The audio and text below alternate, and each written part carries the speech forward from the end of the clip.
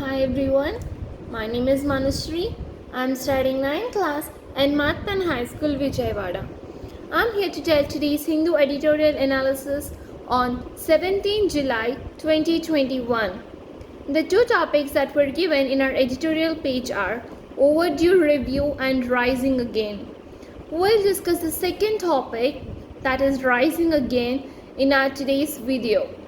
So before getting into our topic, let's just have a small look on the first topic given.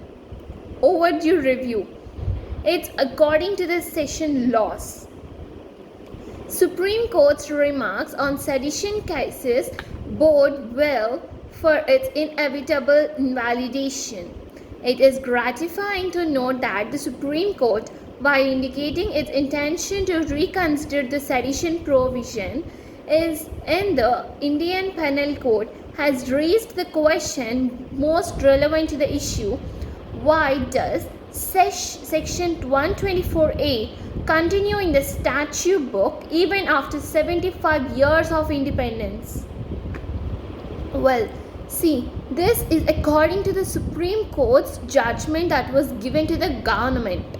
Okay, so when they were indicating some of the restrictions that was in the Indian Penal Code, IPC sections, they have raised a question in their minds, or they have asked what it was.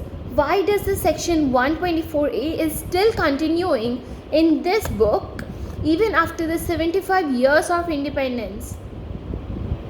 Means, why do we need all these colonial laws? Okay, so in that way,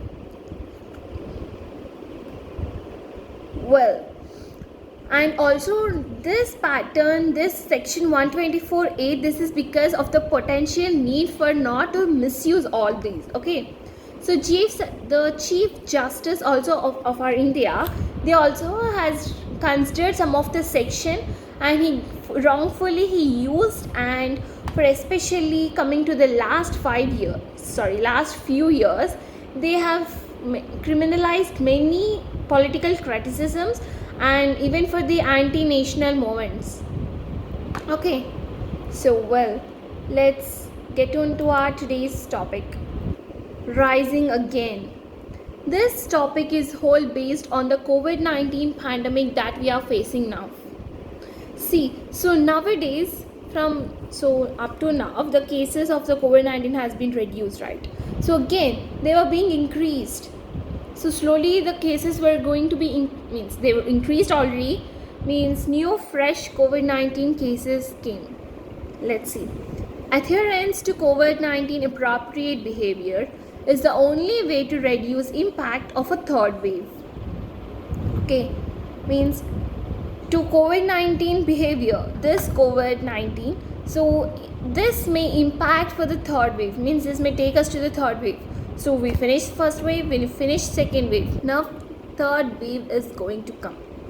Okay, fresh daily cases of the coronavirus globally after touching a new peak of over 0.9 million on April 28 began to drop steadily, reaching a low point on June 21 when only over 0.3 million cases were reported. But there has been a rise in cases again globally since then. July 15 saw 0.53 million daily cases, and the second week of the month witnessed nearly 3 million cases. A total of 188.9 million cases have been reported worldwide as on July 15, driven in most countries by the highly transmissive Delta variant. A total of 113 countries now has this variant. Brazil, India, Indonesia, the UK and Colombia have reported the most cases in the past week, with the sharpest increase being in Zimbabwe 72%, Indonesia 44%, US 38%, Bangladesh 35%, and the UK 30%. Many Asian countries including Vietnam, Malaysia, South Korea, and Japan, where the spread was under control, have also been reporting a high number of daily cases. Indonesia has seen a surge in new cases, with each day witnessing a sharp increase over the previous day. With 56.757 cases on July 15, Indonesia is now the new Asian epicenter. India reported over 39,000 cases on July 15. According to the WHO, COVID-19 deaths are increasing after falling for 9 straight weeks. With respect and sharpest upticks in Africa and Southeast Asia. On July 7th, the total global COVID-19 deaths crossed 4 million. It just took 90 days for the last million deaths to occur. The shortest time span for every 1 million deaths recorded. So after reading this, you may understand, right, how increasingly the COVID-19 cases are growing up, how fast. Firstly, it has been only 0.3 million, and later 0.9, 0.53 million, and at last again it has come to nearly 15, or nearly 39,000 cases were also reported. Okay, and even for the second week, or for worldwide, on July 15 when they did, it came to 188.9 million. Later it was 3 million, and now it's finally the deaths or whatever were there, they are nearly for 4 million. Okay, 4 million deaths across the world.